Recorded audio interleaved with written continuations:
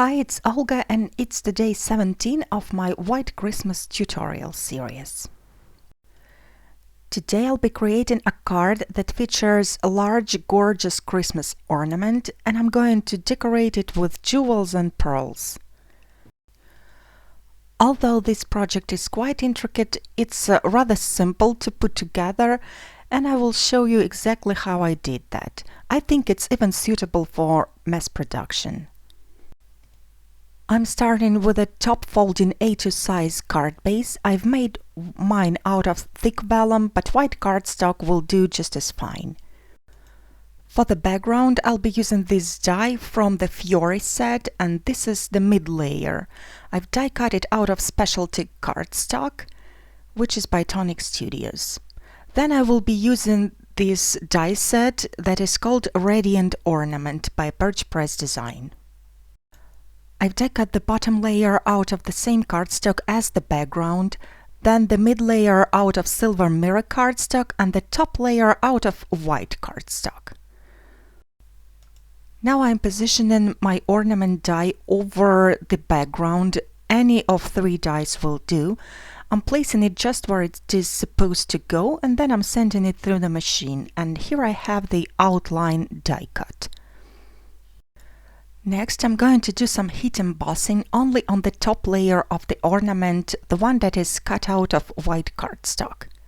So I'm applying versamark ink very generously on top of the entire ornament, and then I'm going to apply my embossing powder. The color of the powder I've chosen is platinum, which is the warm version of white metal color. And now I'm going to heat set it. As always, the tools and supplies I'm using are listed on my blog and in the description below the video. Although this warm color is beautiful, when combined with the rest of the colors on my project, it looks a bit dirty, so I have decided to change it to silver one. So I'm reapplying versamark on top of the ornament, sprinkling my silver powder on top and heat setting it.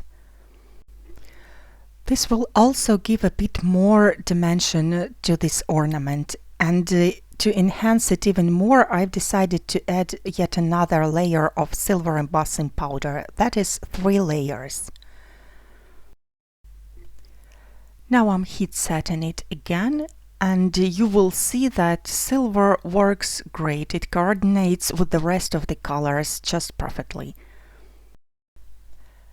Now when my top layer is finished, I can go ahead and assemble the ornament. So I'm applying some liquid glue onto the mid layer and sticking it on top of the bottom layer like that. Then I'm going to attach the top layer as well. This ornament can be used as a standalone decoration. You can make an actual ornament out of it, but I'm going to use it on a card. Now I am adding some glue to my background, and I'm going to stick it on top of the vellum card base. It's going to cover up the entire card front. Before I attach the ornament, I'm going to create my own embellishment, so I'm feeding that head pin through the teardrop charm, and I'm using the round nose pliers to create the loop on top. Then I'm going to use the regular pliers to close up the ring completely.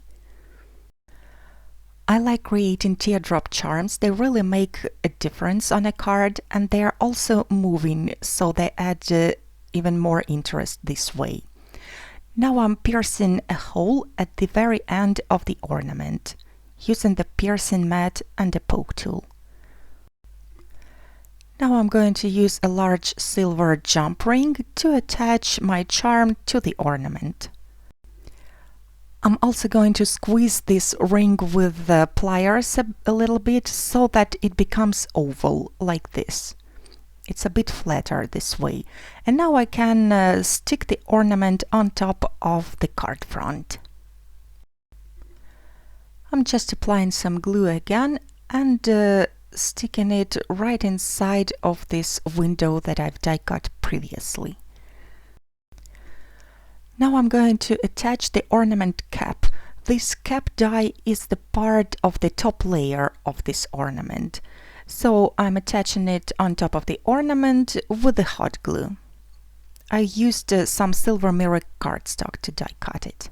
And now I'm also going to attach the bow.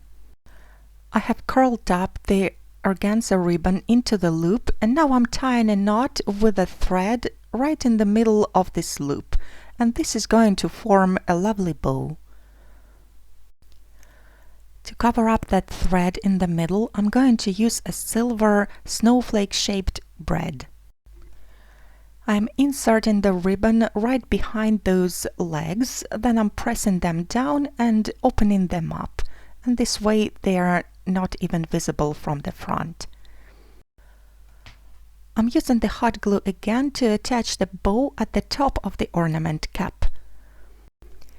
And now it's time to add some finishing touches and turn this card into a piece of jewelry. So I'm going to use some silver jewels. Those are by Cat Scrappiness. There are 4 or 5 sizes of jewels in this little bag. I'm attaching the largest one in the center and then the mid-size in the middle of the snowflake, and then I'm going to use the smallest ones to put them into those openings on the ornament. I'm using glossy accents for the adhesive, and also I'm using my favorite crystal KATANA pickup tool, which makes this work with jewels really easy and quick.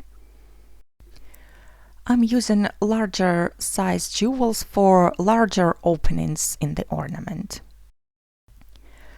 Here you can see how much texture and shine those jewels are adding to the ornament, and because they are the same color as the rest of the ornament, they are not screaming, they are just complementing it. Then I'm going to go ahead and add some pearls to the background of my card. I'm going to add mid-size and small-size half pearls to those round openings on the background. Jewelers often combine jewels and pearls on their projects, so why can't we do the same on a card? I have cut out 2 plain white panels to be able to write the sentiment, and now I'm attaching them at the back of my card as well as on the inside, and this way the adhesive will be entirely covered up. That finishes my project for today. I hope you enjoyed the tutorial. Don't forget to check out the previous videos of the series, and don't be afraid to add more embellishments to your cards, especially if they are the same color with the background you're attaching them to. Have a wonderful day, and thanks for watching.